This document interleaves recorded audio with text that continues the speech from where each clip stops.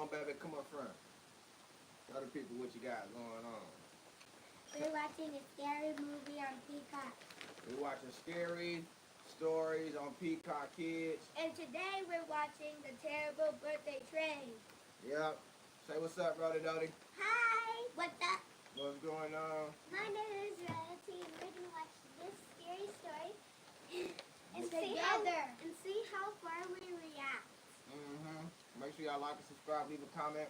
We're going to make this a habit of doing a section of this channel with the kids too. So have your kids join in as well. We're watching Peacock Kids, but I got to turn the volume down real quick.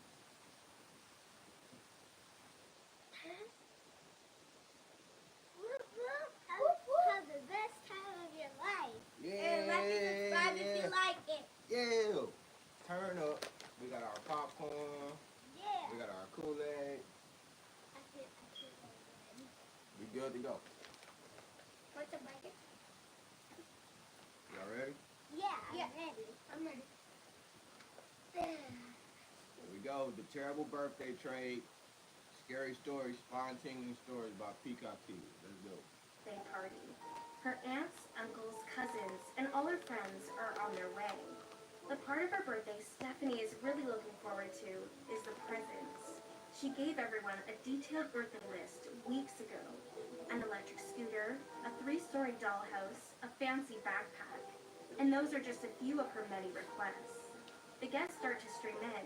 They all hand Stephanie their shiny, perfectly wrapped presents. By the time everyone has arrived, Stephanie has counted over 200 presents. Whoa! She looks at all of them sitting in the living room. But is the living room really the best place for them, where anyone can touch them? Stephanie puts all of the presents in her room, just to be safe. As soon as she's finished, her best friend Ruby finds her and pulls her into a game of tag. Stephanie is having fun, but the presents in her bedroom are what's really on her mind.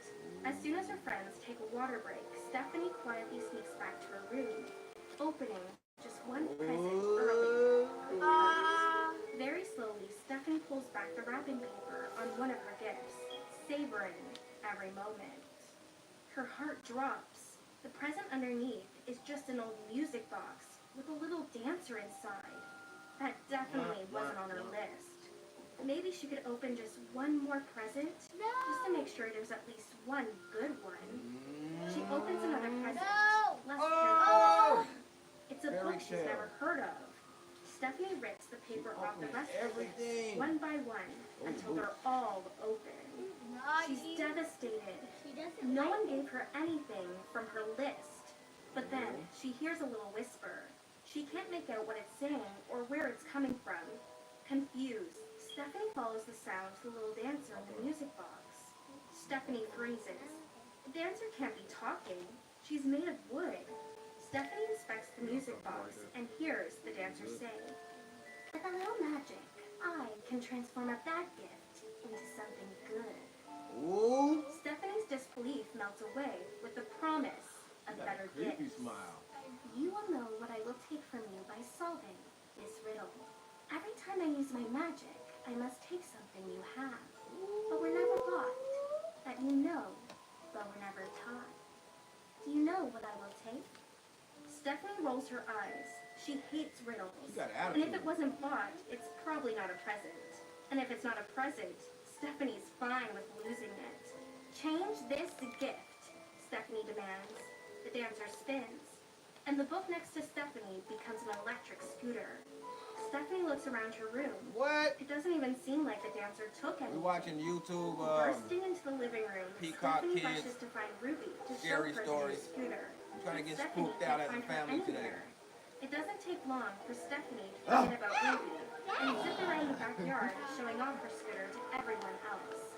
It's just as much fun as Stephanie thought it would be. But after a while, her mind wanders back to the presents sitting in her bedroom.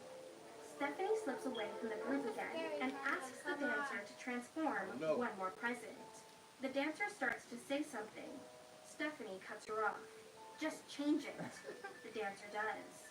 The wood block Stephanie's aunt gave her becomes a 3-story dollhouse. What up, Thrilled Deadpool? and satisfied, Stephanie decides to go back to the party. They said but while she we weren't instantly shiesty. abandons the idea with the urge to change more gifts. They said while we weren't shiesty. The shiesties is the mask. Come on, let's get in the camera and say wah. Say wah. Say grrrr. Grrrr. That's why we got on shiesty. Let's get back to it. Almost in a trance, Stephanie asks the dancer to transform gift after gift, never letting the dancer speak in between. Finally, every gift has been turned into something new. Stephanie sighs, then smiles. She has everything she wanted. Creepy little smile. I Now, know. I have to tell you the answer to the riddle, the dancer whispers. A loved one is something you have, but were never bought. Something you know, but were never taught. A loved one? Stephanie asks, as she looks around at the hundreds of transformed gifts. She notices that the once loud party noise is now silent. She got a light like us. Stephanie slowly approaches the party. She sees the rest of the house is completely empty. All that is left of her friends and family are their clothes lying in little piles of dust. I don't want to watch this. Ah! I don't want to watch this. Nope. Cha-Cha, you tapping out like that after the first video? That's what this YouTube channel is about, baby. Yeah. This is a scary movie channel reaction. Now, when you scared, you show your reaction. Be real. Like if you're scared, say, ah! Ah! People watching, they entertain. So just remember, it's all entertainment. It's not real. Yeah. It's made. It's a story. Story. Let's see. The roommate I never want. Ooh, no, that's not real. The ghost that gave me stage?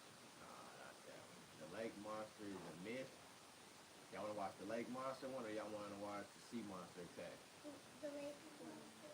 Okay, let's watch the lake one, and then we'll watch the sea monster attack. Say hi, everybody. Hi. Like and subscribe. Thank you for visiting the channel. I hope you like it.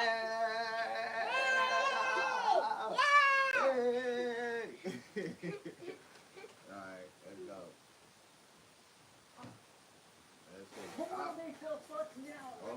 Of course. With slashing prices on travel trailers, fifth wheels, and motor. Commercial. Cole steps foot onto Camp Blue Lake for the first time in the whole year and soaks in the familiar pine smell. At school, Cole is a normal kid, but at camp, he's a hero. He's one of the bravest kids in his cabin group. Last year, he jumped into the lake from the tallest rock at the whole camp. As the oldest kids at camp, Cole and his friends claim their rightful place in the front row of the opening assembly. They're so busy chattering amongst themselves, they almost don't hear the camp director's warning about the lake. Due to reports of unusual biological activity, there will be no going in the lake this year. The boys are devastated. What is Camp Blue Lake without the lake? That night, Cole and his friends go to their new cabin for the first time. The oldest kids' cabin. As they walk in, Cole exchanges nervous looks with some of the other boys. They all remember the oldest kids last year, talking about hearing strange noises in this cabin and waking up to the floor soaking wet with freezing water. Ooh. One boy reminds them all that the oldest kids last year probably made up those stories to scare them. They shouldn't be babies and fall for it. The group all agrees. But then, their eyes land on the creaky bed all the way at the back of the cabin, closest to the lake in the drippy old bathroom. Drip, drip, drip. No one wants to admit they don't want to sleep there. Cole breaks the silence and confidently declares that he'll take the creaky old bed because he's not a baby. Oh. Cole's friends look at him with awe. He takes it a step further. He announces that tomorrow he's going to sneak off and go in the lake. He's not scared, and the camp director can't tell him what to do. The boys all cheer. Cole will go down in camp history for this. But after lights out, Not a baby. everything changes. Cole doesn't feel so brave anymore. It's completely dark and totally silent, except for the dripping from the bathroom. Drip, drip, drip. Soon, Cole can tell he's the only one still awake. He peeks outside at the lake and sees a little ripple in the water. It fills him with fear. He reassures himself that whatever is going on in the lake can't get him in the warm cabin. The next day, every time the boys ask Cole about sneaking into the lake, Cole makes up an excuse to push it off. But the truth is that even just a glance at the lake fills Cole with the same fear from the night before. Right before dinner, the boys confront him. Is he going to go in the lake or not? Cole shakes his head. He's too scared. He doesn't even care about going down in camp history anymore. One boy calls Cole a chicken. Then everyone joins in, dancing around him and making clucking sounds. That night, Cole lays in his creaky old bed, annoyed that he was made fun of. But he still had an uneasy feeling about the dripping sound coming from the bathroom. Drip, drip, drip. Finally, he falls asleep. Splash! The sound wakes Cole up. He touches his face. It's wet. He hears the splashing again. It sounds like it's coming from inside. He sneaks into the bathroom and catches a glimpse of something clean and shiny, almost like a tail, sliding into the shower drain. Cole is frozen. He could scream, but the other boys would never let him lie down, being terrified of a bathroom. He'd never be seen as brave Camp Cole again. Instead, Cole crawls back up in bed, puts his pillow over his head, and falls back to sleep. Splash! But this time, much louder. Cole's eyes shoot open. It's too late. He's face to face with a long green creature, not quite a snake, but not quite a eel. It's longer than his whole bed. Before he can scream, it grabs Cole and silently drags him down into the shower drain, through the sewer, and out into the pitch black lake. Never to feel dry land again. Cole will go down in camp history after all.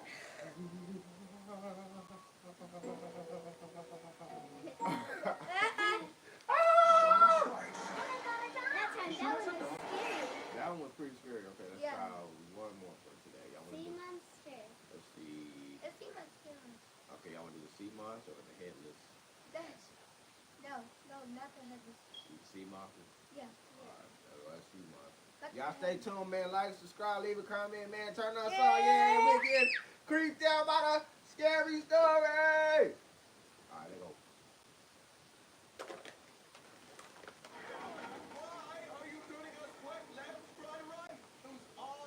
This is from the cruise.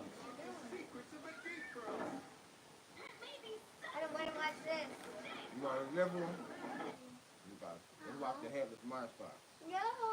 Hold on. Which one did you pick, bro? Sea monster? Uh-huh. So you want to watch that one? Yeah. Well, come on, your sister got to pick one too. Why are you turning us right, left, right? Those odd, bulbous fish may unlock the secrets of the deep ground. Maybe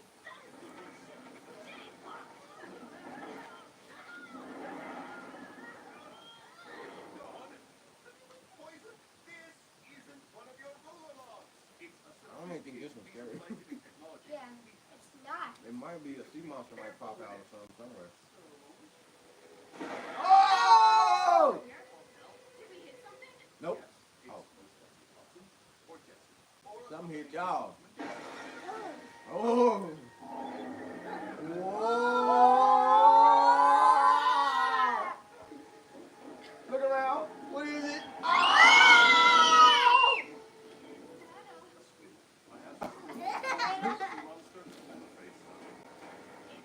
unimaginably dangerous. A squirtle. A squid mixed with the squid. A squid mixed with a skittle. That's one option. The other option is I break it.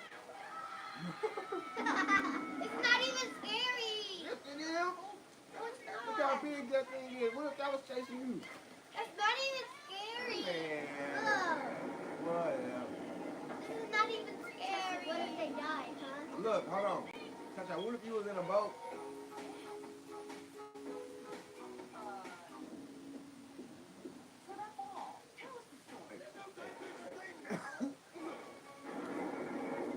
Daddy, what did you about to say when I was in the boat? If you was in that boat, you would be scared too. That's a big big old monster. A squirrel's not even real. You never know. Have you been in the ocean? Okay, you never know. But our feet has. Have you been deep, deep, deep down in the ocean floors? No. Well, bad name or not, the good news is we lost it. Not quite. It's chasing us. This is not even scary. Mom says we can't watch this because did you see that gem on his neck? They think that gives them power.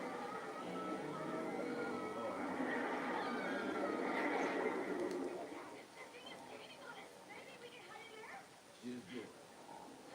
That's all it is. He gives a little girl.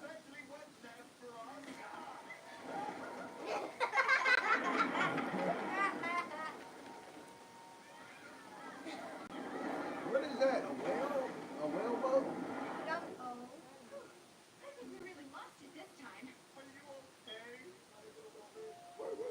Oh my god. He's scared. Wait, you're talking to the death bubble, aren't you? It has a name, the Diver Downer! Is there something we can do? Diving down. No! Suspect locations only! More importantly, we need to check the hull for cracks. What now? The outside part! Outside, where it's wet, hard that. Yeah, Dad, we're underwater. How will we breathe?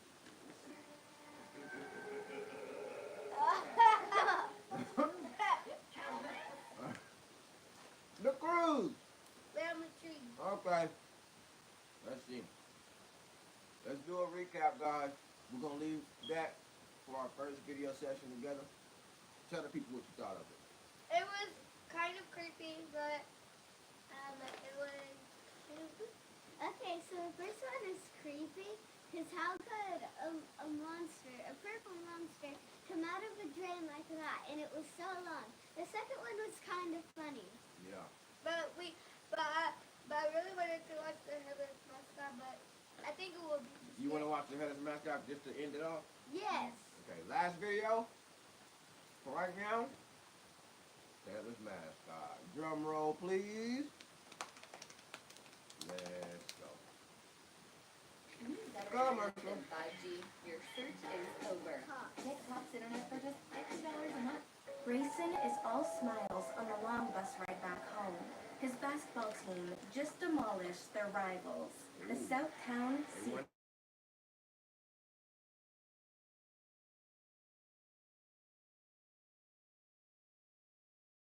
Everybody saved his cruelest harassment for their mascot. Like and subscribe, like and Sully, subscribe. the seagull.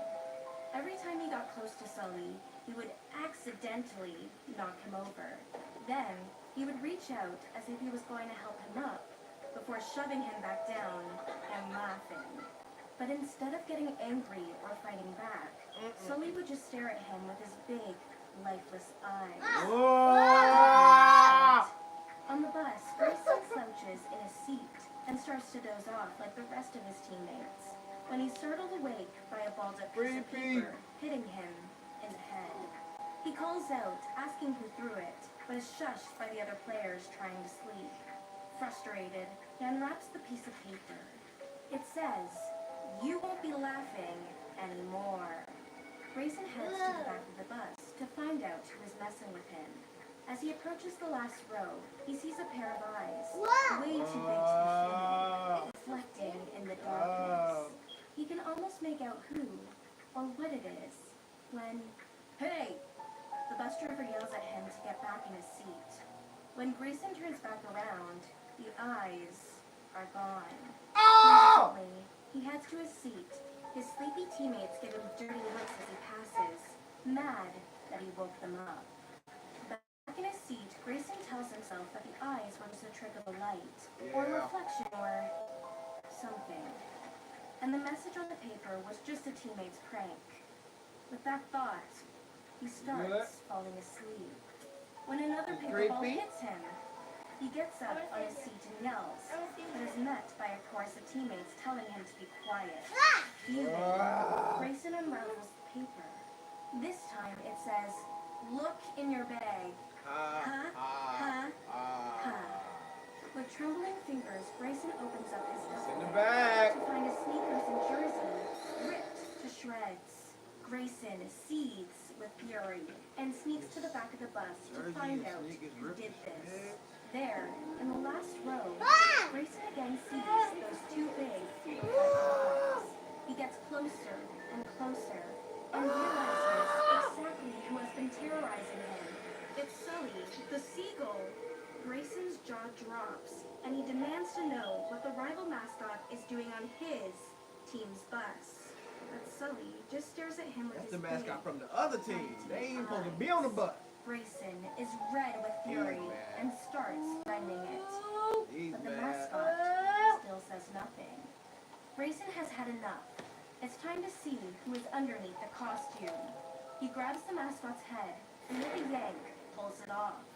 But there is nothing underneath. Grayson stumbles to the ground in horror.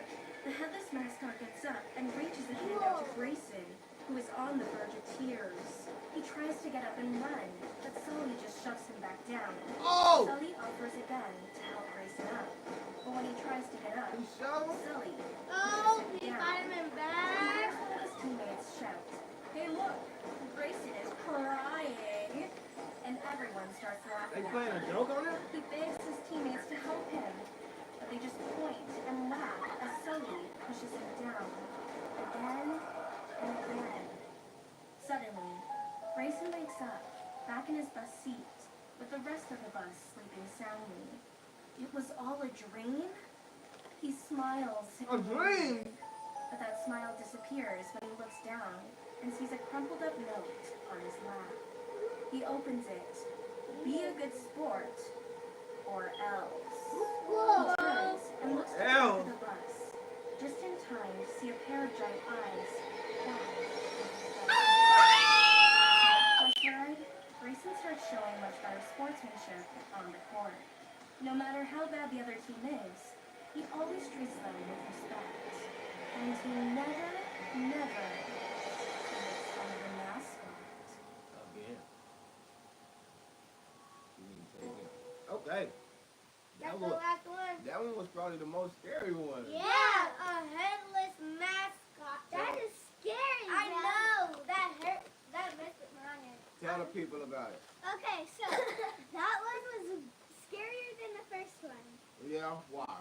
Literally, because how could the mascot be headless?